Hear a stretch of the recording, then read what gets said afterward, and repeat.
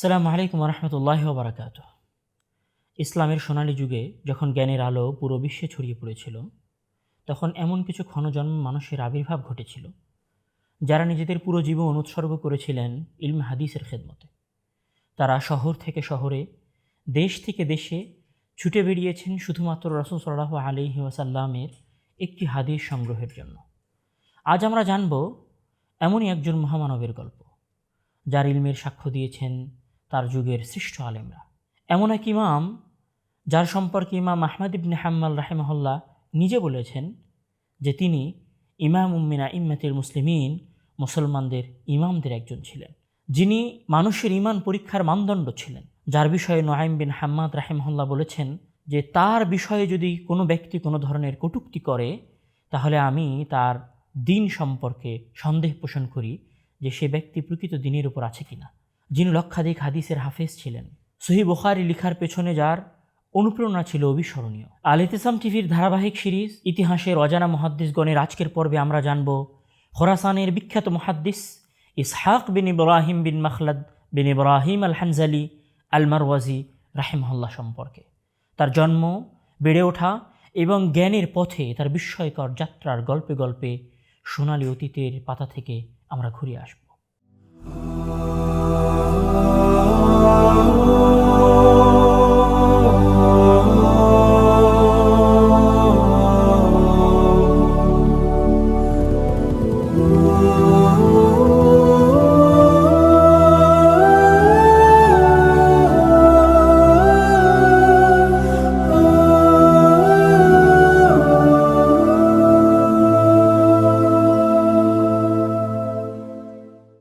এই মানুষটি জন্মগ্রহণ করেছিলেন 161 হিজরি মোতাবেক 778 খ্রিস্টাব্দে ইসলামী বিশ্বের অন্যতম বড় ইলমি কেন্দ্র খোরাসানের বিখ্যাত শহর মার্ভ বা মরুতে। সেই যুগে মার্ভ শহর ছিল জ্ঞান বিজ্ঞানের এক সুবিশাল সমাহার, যেখানকার পরিবেশই তাকে ছোটবেলা থেকে ইলমের প্রতি আকৃষ্ট করেছিল।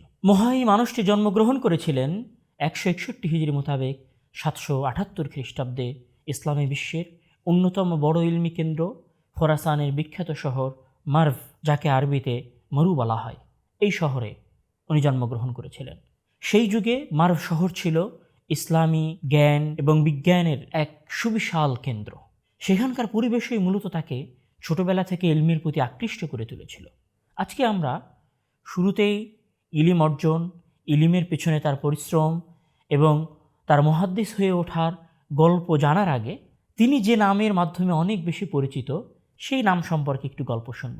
তিনি মূলত ইতিহাসে ইসহাক বিন রাহওয়াই নামে পরিচিত। তার বাবা রাহওয়াই নামে বেশি প্রসিদ্ধ ছিলেন, যদিও বা আমরা তার মূল নাম শোনার সময় জেনেছি তার বাবার নাম ছিল ইব্রাহিম। রাহওয়াই এই শব্দটি মূলত পার্সিয়ান ব্যক্তিরা যখন কোনো ব্যক্তি পথে জন্মগ্রহণ করে তার ক্ষেত্রে ব্যবহার করে। বলা হয়ে থাকে, এটি প্রচলিত আছে যে তার বাবা, অর্থাৎ আমাদের আজকের গল্পের যিনি মহানায়ক, উনি কোনো এক হজ সফরের মধ্যে জন্মগ্রহণ করেছিলেন রাস্তায়। সেইখান থেকে ওনার বাবাকে ওনার অঞ্চলের মানুষেরা, পার্সিয়ান মানুষেরা রাহওয়াই অর্থাৎ পথে জন্মগ্রহণকারী বলে আখ্যায়িত করে এবং এই নামেই উনি মূলত পরিচিত হন। পরবর্তীতে আমাদের আজকের যিনি নায়ক, উনি ইবনে রাহওয়াই অথবা ইসহাক ইবনে রাহওয়াই নামেই বেশি প্রসিদ্ধি লাভ করেন, যদিও বা ওনার বাবার নাম ছিল ইব্রাহিম এবং উনি ইসহাক ইবনে ইব্রাহিম নামে পরিচিত। ছোটবেলা থেকেই ইমাম ইসহাক রাহিমাহুল্লাহ ছিলেন অসাধারণ মেধার অধিকারী। ইলিম বা জ্ঞান অর্জনের জন্য তার তৃষ্ণা ছিল অসীম। তিনি অতি অল্প বয়সে জ্ঞান অর্জন করা শুরু করেছিলেন। ওনার শহরেই ছিলেন তৎকালীন সময়ের বিখ্যাত মুহাদ্দিস আবদুল্লাহ ইবনুল মুবারক রাহিমাহুল্লাহ। উনি যখন আবদুল্লাহ ইবনুল মুবারক রাহিমাহুল্লাহর দার্সে বসতেন, তখন ওনার বয়স অনেক অল্প ছিল। বলা হয়ে থাকে যে কৈশোরের পৌঁছার পূর্বে, শৈশবের শেষের দিকে এবং কৈশোরের প্রারম্ভে উনি আবদুল্লাহ ইবনুল মুবারক রাহিমাহুল্লাহর দার্সে বসতেন। এমনকি এতটা ছোট অবস্থায় উনি আবদুল্লাহ ইবনুল মুবারক রাহিমাহুল্লাহর দার্সে বসেছিলেন এবং তার কাছ থেকে হাদিস শুনেছিলেন যে একটা সময় গিয়ে উনি আবদুল্লাহ ইবনুল মুবারক রাহিমাহুল্লাহর কাছ থেকে শোনা হাদিসগুলো রেওয়ায়াত করা এবং বর্ণনা করা ছেড়ে দিয়েছিলেন, এই আশঙ্কায় যে আমি যত ছোট বয়সে শুনেছি সেই বয়সে হয়তো আমি ভুল করে ফেলব। সেই আশঙ্কা থেকেই মূলত উনি আবদুল্লাহ ইবনুল মুবারক রাহিমাহুল্লাহর হাদিসগুলো বর্ণনা করা ছেড়ে দেন। তারিখে দিমাশক গ্রন্থের 8ম খণ্ডের 125 নম্বর পৃষ্ঠার তথ্য অনুযায়ী উনি 168 হিজরিতে মাত্র 23 বছর বয়সে ওনার জীবনের প্রথম জ্ঞান অর্জনের সফরে ইরাকের উদ্দেশ্যে উনি বের হন। জ্ঞান সাধনার জন্য তিনি ছুটে বেরিয়েছেন প্রায় প্রতিটি বিখ্যাত শহরে, মক্কা, মদিনা, বাগদাদ, কুফা, বাসরা, নিশাপুর, শাম, মিশর, কোথায় যাননি তিনি। হেজাজ, ইয়ামেন, শাম, এমন কোনো অঞ্চল ছিল না যেখানে উনি অসংখ্যবার সফর করেননি। ইমাম ইসহাক ইবনে রাহওয়াই রাহিমাহুল্লাহ প্রায় 70 জনেরও বেশি বড় বড় মুহাদ্দিসদের কাছ থেকে সরাসরি হাদিসের জ্ঞান লাভ করেছেন। মক্কায় তিনি জ্ঞান অর্জন করেছিলেন সুফিয়ান ইবনে ওয়াইনা এবং ইয়াহিয়া ইবনে সুলাইমের মতো দিকপালদের কাছ থেকে। খোরাসানে তার শিক্ষকদের মধ্যে অন্যতম ছিলেন আবদুল্লাহ ইবনুল মুবারক, ওমর ইবনে হারুন আল বালখি রাহিমাহুল্লাহ। বসরায় ইয়াহিয়া ইবনে সাঈদ আল কাত্তানের মতো জগবিখ্যাত মুহাদ্দিসের উনি ছাত্র ছিলেন। মুহতামার ইবনে সুলাইমানের মতো মনশী তার শিক্ষক ছিল। কুফায় তিনি হাফস ইবনে গিয়াস এবং ওয়াকি ইবনে জাররাহের মতো বিখ্যাত ওলামাদের নিকট জ্ঞান অর্জন করেছেন। ইয়ামেনে তিনি সান্নিধ্য লাভ করেছিলেন বিখ্যাত মুহাদ্দিস আব্দুর রাজ্জাক আস-সানআনীর নিকট। বিখ্যাত বিভিন্ন আলেমের কাছে জ্ঞান অর্জনের মাধ্যমে তিনি নিজেই হয়ে ওঠেন তৎকালীন সময়ের শ্রেষ্ঠ মুহাদ্দিসদের একজন। তারিখে বাগদাদে 9ম খণ্ডে 261 পৃষ্ঠা একটি ঘটনা উল্লেখ করা হয়েছে, যেখানে একবার ইমাম আহমদ ইবনে হাম্বল রাহিমাহুল্লাহকে ইসহাক ইবনে রাহওয়াই সম্পর্কে জিজ্ঞাসা করা হয়েছিল। তখন উনি ওইখানে একটি বাক্য উচ্চারণ করেছিলেন। উনি বলেছিলেন, হাল ইসআলু আনহু ইসহাকুন ইনদানা ইমামুম মিন আইম্মাতিল মুসলিমিন। তার সম্পর্কে কি জিজ্ঞাসা করা যেতে পারে? মানে ইসহাকের মতো বড় মুহাদ্দিস সম্পর্কেও কি জিজ্ঞাসা করা হবে যে তিনি কেমন বড় আলেম অথবা তিনি কত বড় ধরনের মানুষ ছিলেন? তার এই কথা থেকে বোঝা যায় যে ইসহাক ইবনে রাহওয়াই রাহিমাহুল্লাহ কত বড় মাপের আলিম ছিলেন। এমনকি কুতাইবা বিন সাঈদ তাকে খোরাসানের হাফিজুল হাদিসদের অন্তর্ভুক্ত করেছেন এবং উনি বলেছিলেন যে খোরাসানের যে কয়েকজন হাফিজ রয়েছেন তার মধ্যে একজন হচ্ছেন ইমাম বুখারী রাহিমাহুল্লাহ এবং আরেকজন হচ্ছেন ইসহাক ইবনে রাহওয়াই। ওনার এই মর্যাদা এবং গ্রহণযোগ্যতার পিছনে প্রধান যে কারণটি ছিল সেটি ছিল ওনার প্রখর মেধাশক্তি, যার মাধ্যমে তিনি জ্ঞানের এক বিশাল ভাণ্ডারকে নিজের মস্তিষ্কে স্টোর করতে পেরেছিলেন। ওনার মুখস্থ শক্তির চমৎকার একটি ঘটনা ইতিহাসের বইগুলোতে পাওয়া যায়। তৎকালীন সময়ে খোরাসানের গভর্নর ছিলেন আবদুল্লাহ ইবনে তাহের রাহিমাহুল্লাহ। একবার উনি সরাসরি ইসহাক ইবনে রাহওয়াইকে জিজ্ঞাসা করলেন যে, আমি শুনেছি বা আমার কাছে মানুষ বলেছে আপনি নাকি প্রায় 1 লক্ষ হাদিসের হাফেজ। ওনার এই প্রশ্ন শুনে ইসহাক ইবনে রাহওয়াই রাহিমাহুল্লাহ বলেছিলেন যে 1 লক্ষ হাদিস কি, আমি তো তা জানি না, তবে আমার জীবনে আমি কখনো এমন কিছু শুনিনি যা আমার মুখস্থ হয়নি, আর আমি কখনো এমন কিছু মুখস্থ করিনি যা আমি পড়ে ভুলে গেছি। সুবহানাল্লাহ, একবার চিন্তা করে দেখেন ওনার মেধার গভীরতা কত বেশি ছিল। তার এই অসাধারণ মেধার আরও প্রমাণ পাওয়া যায় আবু দাউদ আল খাফফাফ রাহিমাহুল্লাহের একটি বর্ণনায়। তিনি সরাসরি ইসহাক ইবনে রাহিমাহুল্লাহকে বলতে শুনেছেন। উনি বলছেন যে আমি ইসহাক ইবনে রাহিমাহুল্লাহকে বলতে শুনেছি যে ইসহাক ইবনে রাহিমাহুল্লাহ নিজে বলছেন যে আমার মনে হয় যেন আমি আমার কিতাবগুলোতে থাকা 1 লক্ষ হাদিসকে আমার চোখের সামনে দেখতে পাচ্ছি। তার মধ্যে 30,000 হাদিস তো আমি কোনো বিরতি ছাড়াই অনর্গল ধারাবাহিকভাবে বলে যেতে পারবো। আবু দাউদ আল খাফফাফ রাহিমাহুল্লাহ তার বিস্ময়কর স্মৃতিশক্তির আরও একটি কথা উল্লেখ করেছেন, যেখানে উনি বলছেন একবার ইসহাক ইবনে রাহওয়াই রাহিমাহুল্লাহ আমাদেরকে হাদিস লিখাচ্ছিলেন। উনি সাধারণত ওনার স্মৃতি থেকে মুখস্থ হাদিস লিখাতেন আর আমরা শুনে শুনে ওনার কাছ থেকে হাদিসগুলো লিখতাম। তো উনি লিখাতে লিখাতে প্রায় 11,000-এর মতো হাদিস লিখিয়ে দিলেন আমাদেরকে। 11,000-এর মতো হাদিস। তো 11,000 হাদিস যখন লেখানো শেষ হয়ে গেছে তখন উনি আবার আমাদেরকে শুরু থেকে সবগুলো হাদিস আবার পড়ে পড়ে শোনালেন যে ঠিক আছে কিনা, না দেখে মুখস্থ। তো আমরা দেখলাম যে উনি একটা অক্ষরও কোথাও বাড়াননি এবং একটা অক্ষরও কোথাও কমাননি। ওনার এই বিখ্যাত স্মৃতিশক্তির এই ঘটনাটা ইমাম যাহাবী রাহিমাহুল্লাহ তার কিতাব সিয়ারু আলামিন নুবালার 9ম খণ্ডের 311 নম্বর পৃষ্ঠার মধ্যে উল্লেখ করেছেন। ওনার প্রখর যে স্মৃতিশক্তি আছে তার আরও একটি ঘটনা আসলে আমাদের সামনে উল্লেখ না করলেই নয়। মানে ইসহাক ইবনে রাহওয়াই রাহিমাহুল্লাহর নাম আসলে ওনার স্মৃতিশক্তির গল্প আসবেই। তো একবার ইসহাক ইবনে রাহওয়াই রাহিমাহুল্লাহ এর ছাত্র ইবনে আবি তালেব রাহিমাহুল্লাহর সাথে একটি ঘটনা, মূলত ইবনে আবি তালেব রাহিমাহুল্লাহ মূলত তার কাছ থেকে মুসনাদের দার্স নিচ্ছিলেন। তো কোনো এক কারণে কোনো একদিন উনি ইসহাক ইবনে রাহওয়াই রাহিমাহুল্লাহর দার্সে অনুপস্থিত হয়ে যান কোনো এক কারণে। তো ওই দার্সে অনুপস্থিত হওয়ার পরে উনি অসংখ্যবার ইসহাক ইবনে রাহওয়াই রাহিমাহুল্লাহকে অনুরোধ করতে থাকেন যে শাইখ প্লিজ অনুগ্রহপূর্বক আপনি যদি যেই দার্সটা আমার ছুটে গেছে সেটা যদি আমাকে শোনাতেন। এই অনুরোধটা উনি বারবার করতে থাকেন। আর ইসহাক ইবনে রাহওয়াই রাহিমাহুল্লাহ ওনাকে শোনাতে পারবেন না বা সময় নাই এরকম একটা কৈফিয়ত বা অজুহাত দিতে থাকেন। তো কোনো একদিন উনি সরাসরি ইসহাক ইবনে রাহওয়াই রাহিমাহুল্লাহর বাড়িতেই চলে গেছেন ইবনে আবি তালেব রাহিমাহুল্লাহ। তো বাড়িতে চলে গিয়ে ওনাকে বলছেন যে শায়েখ, আমার একটা দার্স ছুটে গেছিলো, আপনি যদি ওই দিনের দার্সটা আমাকে আবার দিতেন। তো যখন এই সময় ইবনে আবি তালেব রাহিমাহুল্লাহ ওনার কাছে গেছেন, তখন ইসহাক ইবনে রাহওয়াই রাহিমাহুল্লাহর গ্রামের বাসা থেকে ওনার কাছে কিছু ফলমূল এসেছে, কিছু আবাদি শস্য ওনার কাছে এসেছে। তো উনি তখন ইবনে আবি তালেবকে বলছে যে তুমি এই শস্যগুলো, যে সমস্ত ব্যক্তিরা এগুলোর ওজন করছে, মাপতেছে, তুমিও তাদের সাথে থেকে এই শস্যগুলো মাপো এবং ওজনগুলো লিখে রাখো। তোমার মাপা এবং ওজনগুলো লেখার কাজ শেষ হয়ে গেলে তুমি আমার সাথে দেখা করিও, তখন আমি তোমাকে ওই দিনের দার্স শোনাবো। তো ইবনে আবি তালেব রাহিমাহুল্লাহ তার শিক্ষকের কথা অনুযায়ী কাজ করলেন, দাঁড়িয়ে থেকে ওজন করলেন এবং ওজনগুলো খাতায় লিখেও ফেললেন। লিখে ফেলার পরে উনি আবার ইসহাক ইবনে রাহওয়াই রাহিমাহুল্লাহর কাছে গেলেন এবং তাকে বলেন, শায়েখ, আপনি তো বলেছিলেন যে আমি যদি এই কাজটা করি তাহলে আপনি আমাকে আমার ছুটে যাওয়া হাদিসগুলো শোনাবেন, তা আমার কাজ তো হয়ে গেছে, আপনি আমাকে শোনান। তখন ওনাকে ইসহাক ইবনে রাহওয়াই রাহিমাহুল্লাহ বলছে, আচ্ছা, আমাদের সেই দিনের প্রথম হাদিসটা কি ছিল একটু বলো তো। তো ইবনে আবি তালেব বলছে, আমি ওনার সামনে শুধু প্রথম হাদিসটা বললাম যে শায়েখ, সেই দিন সম্ভবত আমাদের এই হাদিস থেকে আলোচনা শুরু হওয়ার কথা ছিল। তারপর উনি অনর্গল ওই দিনের যতগুলো হাদিস উনি দার্সে বলেছিলেন সবগুলো হাদিস উনি একটানা বলে গেলেন, দরজার সাথে হেলানা দিয়ে। একজন মানুষের স্মৃতিশক্তি কতটা প্রখর হলে, ধরুন 1 মাস 20 দিন অথবা 25 দিন আগে দেওয়া একটা দার্স উনি জাস্ট প্রথম বাক্যটা শোনার পরে পুরো দার্স দিয়ে দিলেন। আসলে আল্লাহ প্রদত্ত বিশেষ স্মৃতিশক্তির অনুগ্রহ ছাড়া এই ধরনের মুখস্থ শক্তি লাভ করাটা আসলেই দুরূহ ব্যাপার। উনি যত বড় আলেম ছিলেন, যত বড় মুহাদ্দিস ছিলেন, এই মুহাদ্দিসের এই ঘটনা, ইলম অর্জন এবং এই স্মৃতির মাঝে ওনার এই জীবনীতে আরও কিছু ঘটনা অনেক চমকপ্রমদ এবং আমাদের জন্য অনেক পজিটিভ একটা পরিবেশ তৈরি করবে। সেটা হচ্ছে যে ইমাম আহমদ ইবনে হাম্বল রাহিমাহুল্লাহর সাথে ওনার একটা অসাধারণ সম্পর্ক ছিল। আমি এই কথাটা এখানে কেন উল্লেখ করতে চাচ্ছি সেটাও একটু বলি।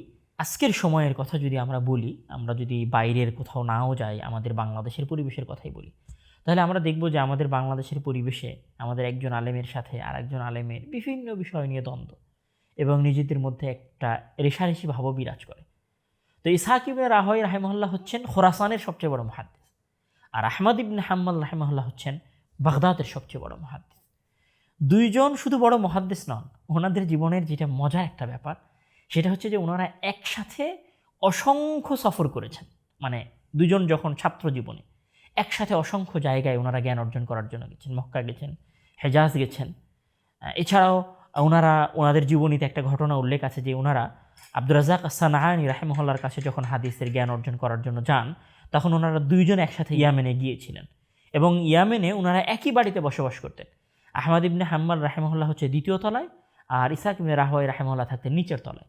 তো এখানে আরেকটি ঘটনা উল্লেখ না করলেই নয় যে ইমাম আহমদ ইবনে হাম্বল রাহিমাহুল্লাহ মূলত এক ধরনের কাপড় বেল্ট তৈরি করে উনি মূলত বাজারে সেটা বিক্রি করতেন, আর ওই বিক্রির পয়সা দিয়ে উনি ওনার জীবিকা নির্বাহ করতেন ছাত্র অবস্থায়। তো এটা চরকি কাটার মতো একটা জিনিস আর কি। চরকি কেটে ওই বেল্ট, কাপড়ের ওই বেল্টটা তৈরি করা হয়। তো এই চরকির এক ধরনের শব্দ হয়, মানে কাপড়ের মেশিনের এক ধরনের শব্দ হয়।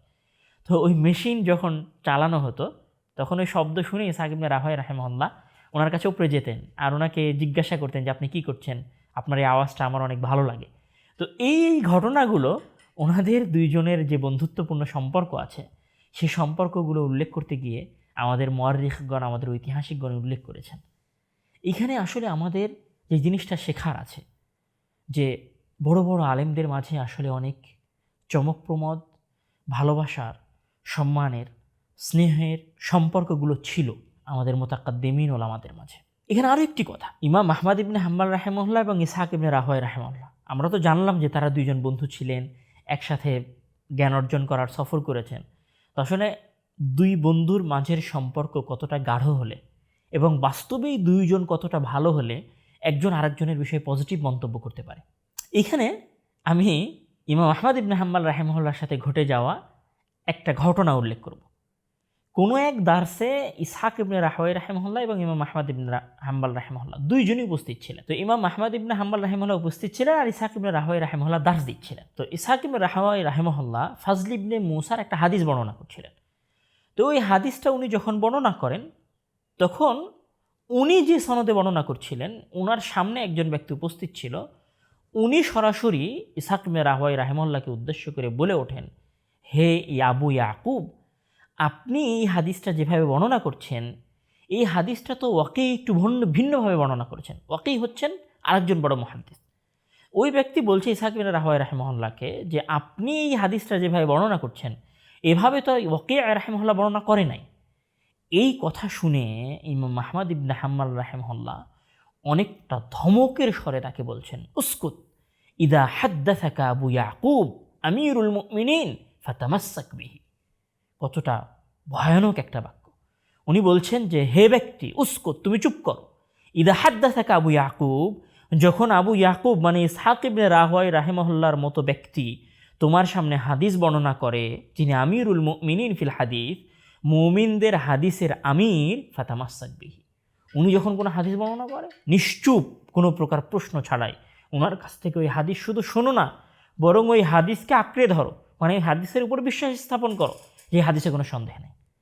আসলে এখান থেকে বোঝা যায় যে ইমাম আহমদ ইবনে হাম্মাল রাহিমাহুল্লাহ ইসহাক ইবনে রাহওয়ায় রাহিমাহুল্লাহকে কতটা সম্মান করতেন এবং ওনার জ্ঞানের উপরে ওনার কতটা ভরসা ছিল। ইতিহাসে সত্যিকার আলেমদের আরেকটা বড় বৈশিষ্ট্যও ছিল, সেটি হচ্ছে যে তারা কোনো সময় ক্ষমতা এবং শাসকদের রক্তচক্ষুকে ভয় পেতেন না, এবং শাসকদের সামনে কোনো সময় অবনত হয়ে অথবা কোনো প্রকার কম্প্রোমাইজের সুরে কথা বলতেন না। তো ইসহাক ইবনে রাহওয়ায় রাহিমাহুল্লাহ এরকমই একজন মানুষ ছিলেন। খোরাসানে যখন উনি দার্স দিচ্ছিলেন, তখন খোরাসানের শাসক হচ্ছেন আবদুল্লাহ ইবনে তাহির রাহিমাহুল্লাহ। একবার আবদুল্লাহ ইবনে তাহির রাহিমাহুল্লাহর সামনে, মানে যিনি খোরাসানের আমির, ওনার সামনে আবু হানিফা রাহিমাহুল্লাহর একটা ফতোয়া নিয়ে ইসহাক ইবনে রাহওয়ায় রাহিমাহুল্লাহ একটা মন্তব্য করেন। উনি বলেন যে এই ফতোয়াটা ইমাম আবু হানিফা রাহিমাহুল্লাহ এবং তার অনুসারীরা যেভাবে দিয়েছে, বাস্তবে রাসূল সাল্লাল্লাহু আলাইহি ওয়াসাল্লামের হাদিস থেকে এই ধরনের ফতোয়াটা প্রমাণ হয় না। তো এই কথা যখন বলে ফেলেন ইসহাক ইবনে রাহওয়ায় রাহিমাহুল্লাহ, তখন আবদুল্লাহ ইবনে তাহির রাহিমাহুল্লাহ, যিনি নিজে শাসক, আমির এবং আলেম মানুষ, উনি সরাসরি এই কথাটাকে প্রত্যাখ্যান করেন এবং উনি বলেন যে আবু হানিফা রাহিমাহুল্লাহর এইভাবে বলা অসম্ভব একটা ব্যাপার। তখন ইসহাক ইবনে রাহওয়ায় রাহিমাহুল্লাহ বলে বসেন যে আমি তো এই কথা আপনার দাদার কিতাবেই পড়েছি, আমি যে কথাটা বলছি সেই কথাটা আপনার দাদা তার কিতাবে উল্লেখ করেছে। এই কথা যখন ইসহাক ইবনে রাহওয়ায় রাহিমাহুল্লাহ বলে ফেলেন, তখন আবদুল্লাহ ইবনে তাহির রাহিমাহুল্লাহ, উনি আমির মানুষ, উনি একটু রেগে যান।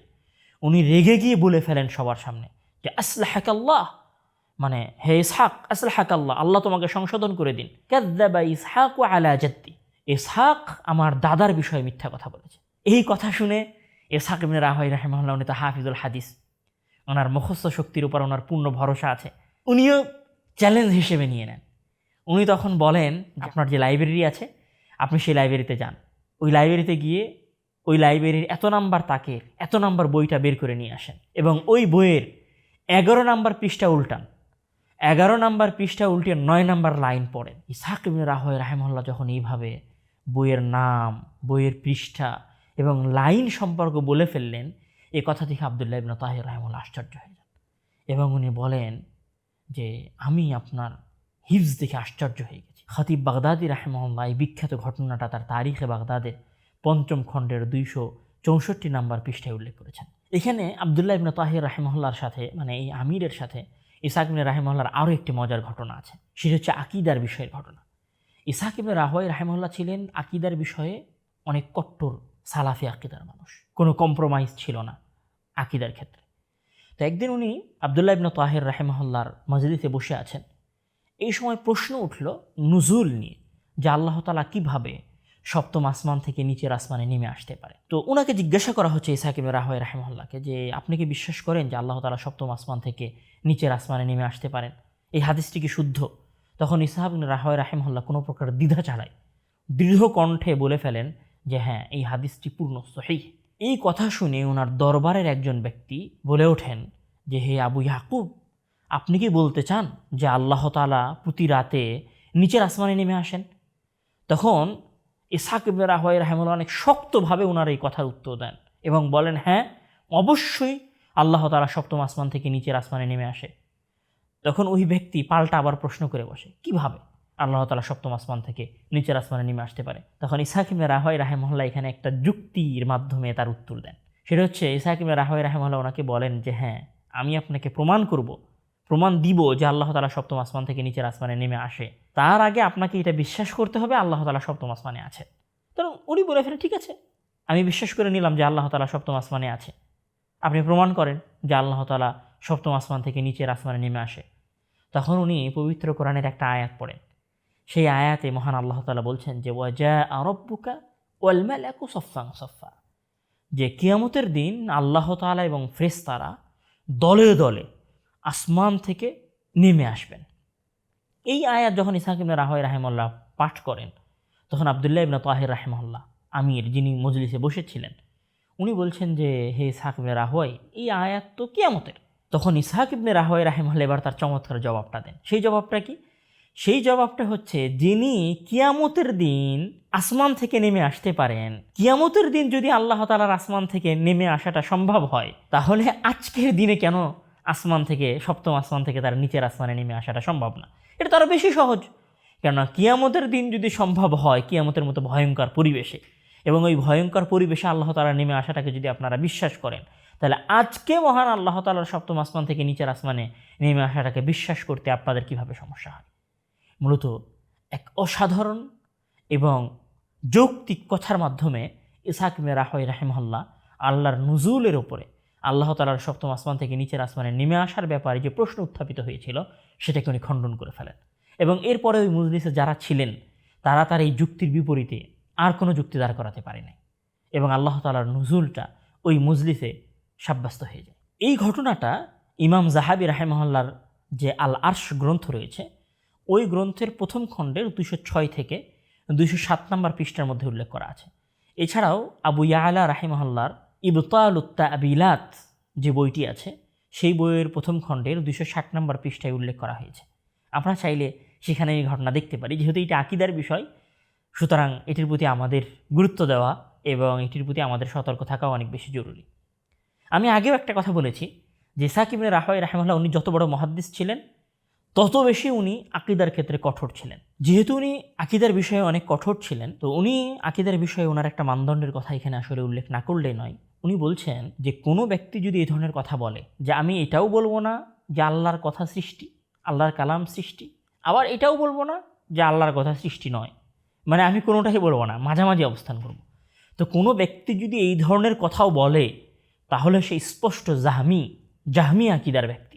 এই বাক্য থেকে বোঝা যায় যে ইসহাক ইবনে রাহওয়াই রাহিমাহুল্লাহ আকীদার ক্ষেত্রে কতটা কঠোর ছিলেন এবং কতটা আনকম্প্রোমাইজড ছিলেন উনি। ইসহাক ইবনে রাহওয়াই রাহিমাহুল্লাহ উনি যেমন বড় মানুষ ছিলেন, যেমন বড় মুহাদ্দিস ছিলেন, ওনার স্মৃতিশক্তি যেমন প্রখর ছিল, উনি যেমন শাসকদের সামনে মোনাজারা করেছেন, বাহাসে অংশগ্রহণ করেছেন, তর্ক বিতর্ক করেছেন, ঠিক ওই রকমই একটা তর্ক উনার এবং ইমাম শাফি রাহিমাহুল্লাহর মধ্যেও সংঘটিত হয়েছিল। ইমাম ইসহাক ইবনে রাহওয়াই রাহিমাহুল্লাহ যখন মক্কায় ছিলেন, তখন ওনার সাথে আহমদ ইবনে হাম্মাল রাহিমাহুল্লাহ ছিলেন। তো আহমদ ইবনে হাম্মাল রাহিমাহুল্লাহ ওনাকে বলছেন যে আপনি কেন ইমাম শাফি রাহিমাহুল্লাহর দার্সে বসেন না? ইসহাক ইবনে রাহওয়াই রাহিমাহুল্লাহ মক্কায় গেলে ইমাম শাফি রাহিমাহুল্লাহর দার্সে বসতেন না, উনি অন্য বড় বড় আলেম ওলামার দার্সে বসতেন। ওই সময় ইমাম শাফি রাহিমাহুল্লাহর চাইতেও বেশি বয়স্ক আলেম ওলামারা ছিলেন। তো বড় বয়স্ক আলেম ওলামা থাকার কারণে ইসহাক ইবনে রাহওয়াই রাহিমাহুল্লাহ মূলত শাফি রাহিমাহুল্লাহর দার্সকে অ্যাভয়েড করে চলতেন। তো কোনো একদিন ইমাম শাফি রাহিমাহুল্লাহর দার্সে বসে ওনার সাথে ইমাম শাফি রাহিমাহুল্লাহর দুইটি বিষয়ে বিতর্ক হয়, যেটা তবাকাতুশ শাফিঈয়া গ্রন্থের মধ্যে এই দুইটি বিতর্কের ঘটনা উল্লেখ পাওয়া যায়। একটি হচ্ছে হারামে ঘর ভাড়া দেওয়া সংক্রান্ত, আর একটি হচ্ছে পশুর চামড়াকে লবণ দিয়ে প্রস্তুত করা সম্পর্কে। তো উনি শুধু আসলে বড় আলেমই ছিলেন না, মাঝে মাঝে ওনার সময়ের বড় বড় আলেমদের সাথে উনি মোনাজারাতেও লিপ্ত হয়েছেন, এবং ইমাম শাফির সাথে মোনাজারার সেই বিস্তর ঘটনা, যেহেতু এখানে একটু মাসালার কথা আছে, এই জন্য আমরা সেটা এড়িয়ে যাচ্ছি। তবে চাইলে কেউ তাবাকাতুশ শাফিয়া থেকে ইমাম শাফি রাহিমাহুল্লাহর সাথে তার মোনাজারার ঘটনা পড়ে নিতে পারে। ইসহাক ইবনে রাহওয়াই রাহিমাহুল্লাহ যেমন বড় মুহাদ্দিস ছিলেন, ওনার স্মৃতিশক্তি যেমন প্রখর ছিল, উনি যেমন অকুতভয় ছিলেন আকীদার ক্ষেত্রে, ঠিক তেমনই তৎকালীন সময়ের আলেম ওলামারা ওনাকে সম্মানও করতেন। সবার কাছেই উনি যথেষ্ট সম্মানের ব্যক্তি ছিলেন। ওনার এই সম্মানের প্রমাণ পাওয়া যায় যে ঘটনাটা ইমাম জোহালি রাহিমাহুল্লাহর সন্তান মুহাম্মদ বিন ইয়াহইয়া জোহালি রাহিমাহুল্লাহ উল্লেখ করেছেন যে 199 হিজরিতে ওনার সাথে ইসহাক ইবনে রাহওয়াই রাহিমাহুল্লাহর বাগদাদ একটি মজলিসে সাক্ষাৎ হয়, বিশাল মজলিস। সেই মজলিসে প্রায় 50 জনেরও অধিক বড় বড় আলেম ওলামা রয়েছেন। ওই মজলিসের সভাপতি এবং প্রধান বক্তা হচ্ছেন ইসহাক ইবনে রাহওয়াই রাহিমাহুল্লাহ। ওই মজলিসে উপস্থিত কারা ছিল? তাদের মধ্যে অন্তত 2-3 জনের নাম আমি বলি, তাহলে আপনি বুঝতে পারবেন যে কত বড় মজলিসের উনি সভাপতি এবং প্রধান বক্তা ছিলেন। ওই মজলিসে উপস্থিত ছিলেন আহমদ ইবনে হাম্বল রাহিমাহুল্লাহ। ওই মজলিসে উপস্থিত ছিলেন ইলমুর রিজালের শ্রেষ্ঠ পণ্ডিত ইয়াহইয়া ইবনে মাহিন রাহিমাহুল্লাহর মতো ব্যক্তিরা। এই রকম বড় মজলিসে উনি সভাপতিত্ব করতেন। আর এই রকম বড় মজলিসে উনি প্রধান বক্তা হিসেবে বক্তব্য রাখেন। এটা প্রমাণ করে যে উনি শুধু বড় আলেম ছিলেন না, বড় মুহাদ্দিস ছিলেন না, বরং তৎকালীন যুগের আলেমদের কাছে উনি অনেক সমাদৃত ছিলেন এবং গ্রহণযোগ্য ব্যক্তি হিসেবে ছিলেন। এবং বলা হয়ে থাকে যে ঘটনাটা ইমাম বুখারী রাহিমাহুল্লাহ নিজেও উল্লেখ করেছেন, সেটি হচ্ছে যে ইমাম বুখারী রাহিমাহুল্লাহ তার সহিহুল বুখারী যে লিখেছেন, এটি মূলত ইসহাক ইবনে রাহওয়্যা রাহিমাহুল্লাহ থেকে অনুপ্রাণিত হয়ে লিখেছেন। উনি ইসহাক ইবনে রাহওয়্যা রাহিমাহুল্লাহর ছাত্র। ইমাম বুখারী রাহিমাহুল্লাহ ইসহাক ইবনে রাহওয়্যা রাহিমাহুল্লাহর দার্সে বসেছিলেন। তো ওই দার্সে অনেকটা আফসোসের সুরে ইসহাক ইবনে রাহওয়্যা রাহিমাহুল্লাহ তার ছাত্রদেরকে উদ্দেশ্য করে বলেন যে তোমাদের কেউ যদি রাসূল সাল্লাল্লাহু আলাইহি ওয়াসাল্লামের বিশুদ্ধ হাদিসগুলোকে, মানে সকল হাদিসগুলো থেকে শুধুমাত্র বিশুদ্ধ হাদিসগুলোকে বাছাই করে একটি বইয়ের মধ্যে জমা করে ফেলতো, ইমাম বুখারী রাহিমাহুল্লাহ বলছেন যে তার এই কথাটা ওয়াকা ফি কলবি, আমার হৃদয়ে বসে যায়, আমার হৃদয়ে ঢুকে যায়। এই কথা থেকেই মূলত আমি সংকল্প করি যে আমি একটি বই লিখব, যেই বইটি হবে শুধুমাত্র রাসূল সাল্লাল্লাহু আলাইহি ওয়াসাল্লামের সবচেয়ে বিশুদ্ধ হাদিস দ্বারা সংকলিত। আর তারপর আমি সহিহুল বুখারী লেখা শুরু করি। তো আমরা বলতে পারি যে সহিহুল বুখারীর মতো গ্রন্থ লেখার পেছনে যার হাত ছিল, যার অবদান ছিল, তিনি হচ্ছেন ইসহাক ইবনে রাহওয়্যা রাহিমাহুল্লাহ। শুধু এইটা নয়, তিনি ইমাম বুখারীর মতো ব্যক্তিকে, ক্ষুরধার মেধার অধিকারী ইমাম বুখারীর মতো মুহাদ্দিসকে উনি প্রভাবিত করতে পেরেছিলেন ওনার কথার দ্বারা। তাহলে ওনার জ্ঞান এবং ওনার ব্যক্তিত্বের কতটা প্রভাব ছিল ওনার ছাত্রদের সামনে এবং তৎকালীন আলেম ওলামাদের সামনে। আজকের আমাদের এই পর্বে মহান এই মুহাদ্দিস, জগদ্বিখ্যাত ইমাম, তার জীবনে কিছু গুরুত্বপূর্ণ গ্রন্থ লিখে গিয়েছিলেন, যেমন আল মুসনাদ, আত তাফসির, আস সুনান। এগুলো ছিল তার সুমহান গ্রন্থগুলোর মধ্যে। তবে ইতিহাসের একটি বিশাল আক্ষেপের বিষয় হলো সময়ের পরিক্রমায় এবং সংরক্ষণের অভাবে তার এই অমূল্য গ্রন্থগুলো পরিপূর্ণভাবে আমাদের কাছে পৌঁছেনি। প্রখ্যাত হাফিজুল হাদিস ইবনে হাজার আল আসকালানী রাহিমাহুল্লাহ তাহযীব ও তাহযীবের মধ্যে এই কথাগুলোই আক্ষেপের সহিত বলেছেন। এবং ইসহাক ইবনে রাহওয়্যা রাহিমাহুল্লাহর মতো জগদ্বিখ্যাত মুহাদ্দিসের বইগুলো অসংরক্ষিত হওয়ার কারণে তিনি আফসোস এবং কষ্ট প্রকাশ করেছেন। জ্ঞানের সন্ধানে পুরো পৃথিবী চষে বেড়ানো এই মুসাফির জীবনের শেষ প্রহরগুলো কাটিয়েছিলেন খোরাসানের নিশাপুর শহরে। ইলমের আলো ছড়াতে ছড়াতেই একসময় ঘনিয়ে আসে তার বিদায় বেলা। 238 হিজরি মোতাবেক 853 খ্রিস্টাব্দের 14 শাবান রাত্রে 77 বছর বয়সে ইসলামের ইতিহাসের জগদ্বিখ্যাত ইমাম, হাদিসের উজ্জ্বল নক্ষত্র, পুরো মুসলিম উম্মাকে কাঁদিয়ে মহান রবের ডাকে সাড়া দিয়ে এই দুনিয়া থেকে বিদায় নেন। ইসহাক ইবনে রাহওয়্যা রাহিমাহুল্লাহ ছিলেন একাধারে একজন মুহাদ্দিস, একজন ফকিহ, আলেমদের চোখে যার সম্মান এবং মর্যাদা ছিল অতুলনীয়, যিনি তার সাথী এবং বন্ধুদের কাছে ছিলেন সম্মান এবং মর্যাদার ব্যক্তিত্ব। তিনি আজ আমাদের জন্য, আমাদের ছাত্রদের জন্য এবং বর্তমান সময়ের ইলিম পিপাসু, ইলিম অর্জনকারী ছাত্রদের জন্য অনুপ্রেরণা। আল্লাহ তাআলা আমাদের সকলকেই তার জীবন থেকে আমাদের জীবনে অনুপ্রেরণা লাভ করার তৌফিক দান করুক। আল্লাহুম্মা আমিন। আসসালামু আলাইকুম ওয়া রাহমাতুল্লাহি ওয়া বারাকাতুহু।